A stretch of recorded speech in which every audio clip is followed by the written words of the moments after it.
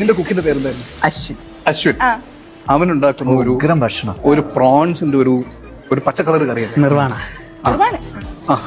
ഒരു നിവൃത്തിയില്ല. ചെറിയ മിക്സിന് ജാർ എടുത്തിട്ട് അതിനകത്തോട്ട് മല്ലിയില, കറിവേപ്പില, നല്ല പച്ച വെളിച്ചെണ്ണ, 2-3 കുരുമുളക്, ഇഞ്ചി വെളുത്തുള്ളി പേസ്റ്റ്, ഉപ്പ്, വിനാഗിരി, മുളക് പൊടി, മഞ്ഞൾപ്പൊടി, ഗരം മസാല. ഇത് മിക്സിയിലിട്ടിട്ട് വെള്ളം ഒഴിക്കണ്ട, വെള്ളത്തിന് പോലെ വിനാഗിരി ഒഴിച്ചാൽ മതി. വിനാഗിരി കൂടാനും പാടില്ല, ഓവർ കൂടാനും പാടില്ല. നന്നായിട്ട് ബ്ലെൻഡ് ചെയ്യുക. ഭയങ്കര വെള്ളം പോലെ ആവരുത്. മസാല തേച്ച് അതിൽ പിടിച്ച് നിൽക്കാൻ പറ്റുന്ന രീതിയിൽ നന്നായിട്ട് ബ്ലെൻഡ് ചെയ്ത് മസാല തേച്ച് ഒരു അരമണിക്കൂർ റെസ്റ്റ് ചെയ്തിട്ട് നല്ല വെളിച്ചെണ്ണയിൽ തന്നെ ഇത് ഫ്രൈ ചെയ്തെടുക്കുക.